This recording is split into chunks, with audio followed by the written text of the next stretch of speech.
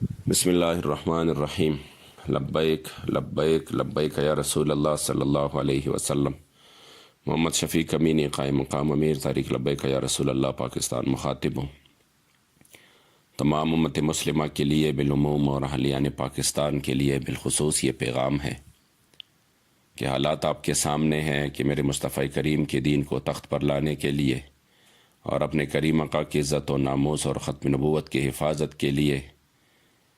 بنائے گئے تحریک لبیک یا رسول اللہ پر ریاستی اداروں کی طرف سے جو ظلم و جبر اور تشدد کا سلسلہ شروع ہو چکا ہے اور تاحال جاری ہے، وہ سب حالات آپ کے سامنے ہیں کہ ہزاروں علماء، مشائخ،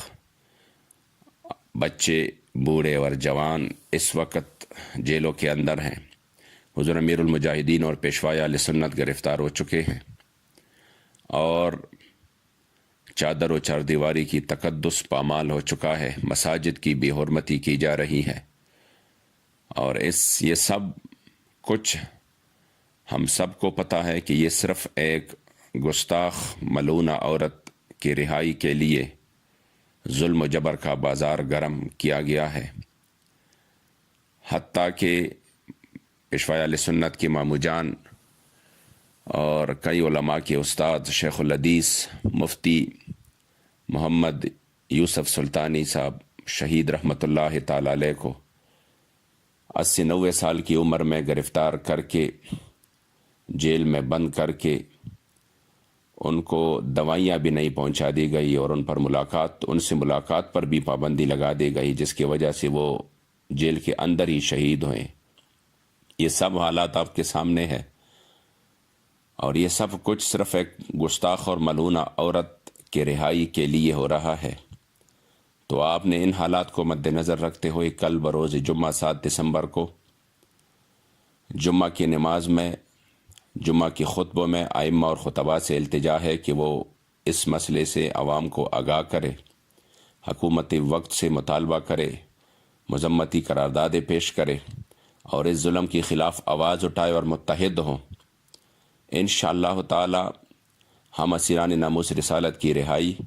اور میرے مصطفی کریم کی عزت و ناموس کی حفاظت کے لیے